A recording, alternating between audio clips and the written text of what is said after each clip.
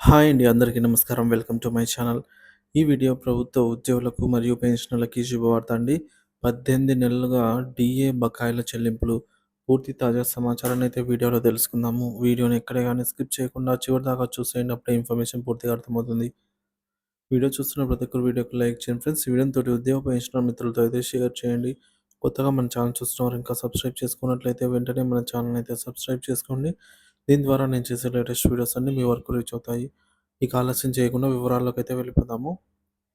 ప్రభుత్వ ఉద్యోగులు మరియు పెన్షనర్లకు 18 నెలల డీఏ బకాయిలపై శుభవార్త.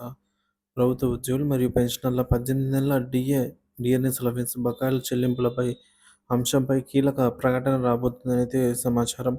2025-26 ఆర్థిక సంవత్సరానికి సంబంధించి ఫిబ్రవరి 1న ఆర్థిక మంత్రి నిర్మలా సీతారామన్ సమర్పించనున్న కేంద్ర బడ్జెట్‌లో ఈ అంశంపై అధికారిక ప్రకటన వెలువడే అవకాశం ఉందనైతే భావిస్తున్నారు. డీఏ బకాయిల చెల్లింపులు ప్రధాన వివరాలు ఈ విధంగా ఉన్నాయి. సో, జనవరి 2020 నుండి జూన్ 2021 మధ్య కాలంలో కోవిడ్ కారణంగా కేంద్ర ప్రభుత్వ ఉద్యోగులు మరియు పెన్షనర్లకు డీఏ మరియు డీఆర్ చెల్లింపులు నిలిపివేయబడ్డాయి. ఈ నిర్ణయం ఆర్థిక పరిస్థితులను నిలకడగా ఉంచడమే లక్ష్యంగా తీసుకున్నారు. అయితే ఆ 18 నెలల డీఏ బకాయిల చెల్లింపుల కోసం ఉద్యోగ సంఘాలు నిరంతరం అభ్యర్థనలు చేస్తూ ఉన్నాయి. సో, ఈ మేరకు గ్రీన్ సిగ్నల్ ఆశలండి. సో, కేంద్ర ప్రభుత్వం 2025, 26 సంవత్సరానికి సంబంధించి బడ్జెట్‌లో 18 నెలల డీఏ బకాయిల చెల్లింపులపై నిర్ణయం తీసుకోవచ్చని భావిస్తున్నారు. ఉద్యోగుల జీతం మరియు గ్రేడ్ పే ఆధారంగా డీఏ చెల్లింపులు నిర్ణయించబడతాయి. డీఏ చెల్లింపుల అంచనా లెవెల్ 1 ఉద్యోగులకు కనీసం 11,800 నుండి గరిష్టంగా రూ. 37,754 వరకు బకాయిలు పొందనున్నారు. లెవెల్ 13 ఉద్యోగులకు రూ. 1,44,200 నుంచి రూ. 2,18,200 వరకు పొందే అవకాశం ఉంది. లెవెల్ 14 ఉద్యోగులు వీరికి రూ. 1,82,200 నుంచి రూ. 2,40,100 వరకు డీఏ బకాయిలైతే పొందనున్నారు. ఈ మొత్తం ఉద్యోగుల జీతం, గ్రేడ్ మరియు డీఏ లెక్కింపుల ఆధారంగా మారుతుందనే అంచనా ఉంది. ఉద్యోగ సంఘాల డిమాండ్లు NCJCM national council of joint consultative మెర్సరీ సో, మిషనరీ అండి. కార్యదర్శి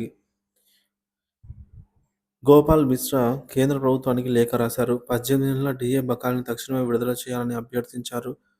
కోవిడ్ తర్వాత దేశ ఆర్థిక పరిస్థితి మెరుగుపడిందని, డీఏ చెల్లింపులకు ఆలస్యం చేయకూడదని సూచించారు.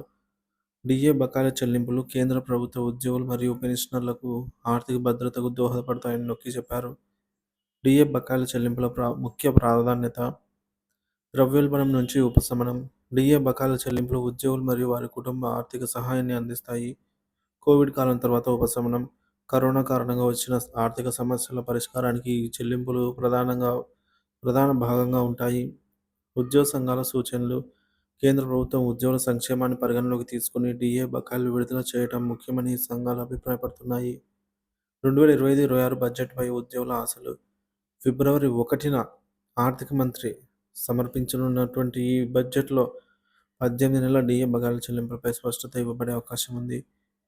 ఈ నిర్ణయం లక్షలాది మంది కేంద్ర ప్రభుత్వ ఉద్యోగులు మరియు పెన్షనర్లకు శుభవార్తగా నిలవనుంది. సో, మొత్తానికి 18 నెలల డీఏ చెల్లింపుల ప్రక్రియ కేంద్ర ప్రభుత్వం తీసుకున్న నిర్ణయంగా మారవచ్చు. సో, మరి కొద్ది రోజుల్లోనే మనకు ఈ మేరకు బడ్జెట్ సమావేశం ఉందన్నమాట. సో, ఈ డీఏ చెల్లింపులు కొత్త ఆర్థిక సంవత్సరానికి ముందుగా అమల్లోకి వస్తే ఉద్యోగులు మరియు పెన్షనర్ల ఆర్థిక పరిస్థితి మరింత మెరుగుపడే అవకాశం ఉంది. సో, కేంద్రం గనుక ఈ 18 నెలల డీఏ బకాయిలను చెల్లింపులకు ఆమోదం తెలిపినట్లయితే రాష్ట్ర ప్రభుత్వాలు కూడా ఏపీ మరియు తెలంగాణ రాష్ట్రాల్లో కూడా తెలపాల్సిన అవసరం అయితే ఉంటుందండి. సో, ఇదే అంశంపై అధికారిక ప్రకటన బడ్జెట్ సమయంలో వెలువడుతుందనైతే ఆశిద్దాము. దీనిపై మీ అభిప్రాయాన్ని కామెంట్ ద్వారా తెలియజేయండి. Thank you for watching this video.